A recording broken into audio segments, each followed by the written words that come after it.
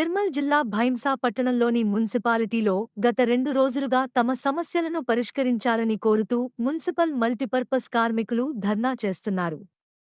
వీరికి మద్దతుగా జనసేన పార్టీ నిర్మల్ జిల్లా నాయకులు సుంకేట మహేష్ బాబు హాజరై మాట్లాడుతూ, గత కొన్ని సంవత్సరాలుగా వివిధ విభాగాల్లో కాయ కష్టం చేస్తున్న అభాగ్య జీవుల పరిస్థితి చాలా ఘోరంగా తయారైందని, వీరికి కనీస వేతనం జియో ప్రకారం చెల్లించకుండా కేవలం 10,000 మాత్రమే జీతం ఇస్తూ చేతులు దులుపుకుంటున్నారు.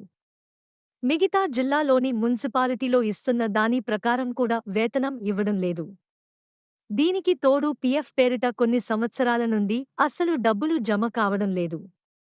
కనీసం మెసేజ్లు కూడా రాకపోవడం చాలా విడ్డూరం. ఇందులో ఏదో అవినీతి జరుగుతుందని వాపోయారు. కార్మికుల శ్రమను దోచుకుంటున్న అధికారులపై సమగ్ర విచారణ జరిపి సబ్ కలెక్టర్ వారిపై చట్ట రీత్యా చర్యలు చేపట్టాలని డిమాండ్ చేశారు. జియో ప్రకారం వేతనాలు 5వ తేదీ లోపు సరైన సమయానికి చెల్లించి పీఎఫ్ డబ్బులు క్లియర్ చేసి న్యాయం చేయాలని కోరుతున్నాం.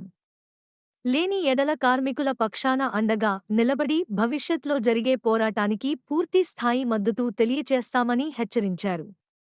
దీనికి పూర్తి బాధ్యత ప్రభుత్వమే వహించాల్సి వస్తుందన్నారు. ఈ కార్యక్రమంలో మున్సిపల్ కార్మికులు ఆరిఫ్, ప్రకాష్, సలీం, విజయ్ తదితరులు పాల్గొన్నారు.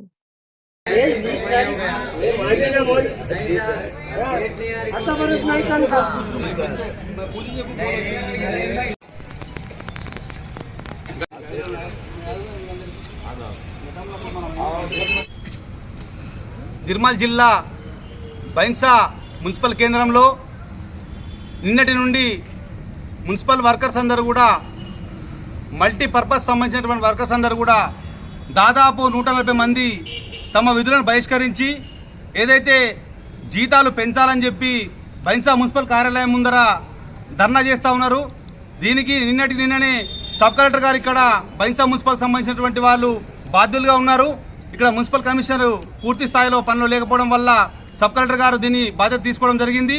మరి సబ్ కలెక్టర్ గారు తీసుకున్నటువంటి బాధ్యతాయుతంగా ఏదైతే పని ఉందో గతంలో కూడా ఏదైతే వీళ్లకు జీతాలు పెంచాలని చెప్పి కనీసం పీఎఫ్ డబ్బులు అనేటువంటి ఏదైతే ఉందో మా సెల్ ఫోన్ ద్వారా మాకు ఒక మెసేజ్ రావాల్సినటువంటి అవసరం ఉంది. కానీ ఆ మెసేజ్ కూడా కనీసం రావట్లేదు అని అంటే అందులో ఎంత అవినీతి జరుగుతున్న విషయాన్ని కూడా సబ్ కలెక్టర్ గారి దృష్టికి తీసుకెళ్లడం జరిగింది. వీరందరూ కూడా మాట్లాడడం జరిగింది. కానీ మాట్లాడినటువంటి వాళ్ళందరికీ కూడా కేవలం వాళ్ళందరినీ కూడా ఒక దృష్టికోణంలో చూడడం జరుగుతూ ఉంది. ఇది మీరు ఎందుకు మాట్లాడుతున్నారు, మాకు ఎందుకు అడుగుతూ ఉన్నారు, మమ్మల్ని ఎందుకు బెదిరిస్తూ ఉన్నారు అని చెప్పినటువంటి విషయాన్ని కూడా గుర్తు చేయాల్సినటువంటి అవసరం చేస్తూ ఉన్నారు. కానీ వాళ్ళు అడుగుతున్నటువంటిది గొంతెమ్మ కోరిక కాదు. ఏదైతే జీవో ప్రకారము నిర్మల్లో కావచ్చు, ఆదిలాబాద్లో కావచ్చు, ఖానాపూర్లో కావచ్చు, ఏదైతే జీవో ప్రకారం వాళ్లకు శాలరీస్ ఇస్తూ ఉన్నారో, జీతాలు ఇస్తూ ఉన్నారో దాని ప్రకారమే వీళ్ళకు అందరికీ కూడా జీతాలు ఇవ్వాలని చెప్పినటువంటి డిమాండ్ గత 10 సంవత్సరాలుగా వీళ్ళు చేస్తున్నటువంటి పనిని కూడా వాళ్ళు అడుగుతూనే ఉన్నారు.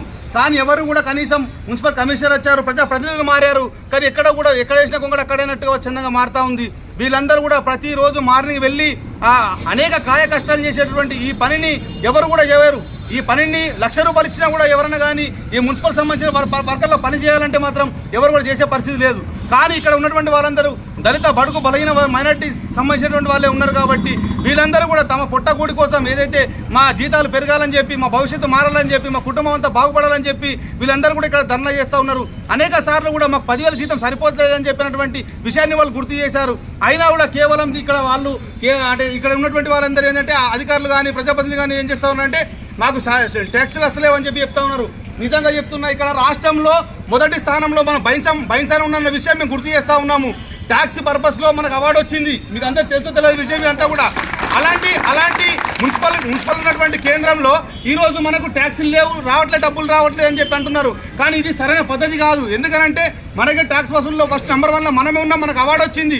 అలాంటి ఉన్నటువంటి మన కార్మికులకు మాత్రం జీతాలు ఇవ్వడానికి ఎందుకు జీవో ప్రకారం ఇస్తలేరని చెప్పిన విషయాన్ని జనసేన పార్టీగా మేము ఇలా డిమాండ్ చేస్తూ ఉన్నాం. వెంటనే ఇవన్నీ చేసి ఇలా జీతాలకు సంబంధించి ఇవ్వాలని చెప్పి మేము డిమాండ్ చేస్తూ ఉన్నాము. ఖచ్చితంగా ఇది ముందు కొనసాగుతుంది. ప్రజాప్రతినిధులు కూడా అదేవిధంగా అధికారులు కూడా వెంటనే స్పందించి ఈ సమస్యను పరిష్కరించాలని చెప్పి भैंसा म्यूनसिपालिटी से जो सो कल से हम जो सो 11 बजे से धरना दे रहे।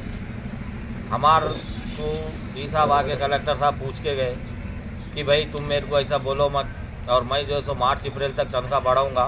प्रॉपर्टी टैक्स बराबर नहीं आ रहा, इसलिए मैं जो सो उसके ऊपर नहीं कर रहा हूँ, एक्शन नहीं ले रहा हूँ।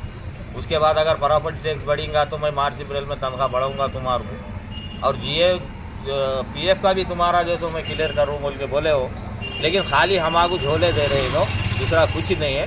खाली बोल रहे हमको डीएमएल ऑफिस पे लिखे हम लेटर, फलाने का ने लिखे, अलाने का ने लिखे। हम क्या लावारिस है क्या? बोलो आप।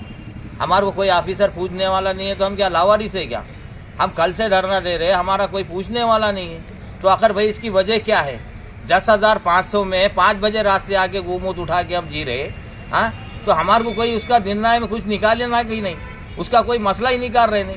हर ऑफिसर को पूछ रहे तो यही बोल रहे कि हम लेटर लिखे, फिर उसके बाद फॉलो नहीं करे, फिर गवर्नमेंट के पास पैसे नहीं है। आओ भाई, गवर्नमेंट के पास पैसे नहीं है, 10 महीने 11 महीने से जो सो कौन सी खत्म हो गया, हमारे 1440 रुपये कट रहे, वो तक हमारे को SMS नहीं आ रहा। तो फिर पैसे खा रहे कौन, जा रहा कहाँ पैसा, उसका हमारे कोई डिटेल न्यूज़ नहीं मिल रहा। और हमको साथी जो है सो हमारे को जो है सो पूरा डिटेल हुए तक हम धरना देंगे और धरना से पैसे नहीं उठेंगे। हम सब एक है।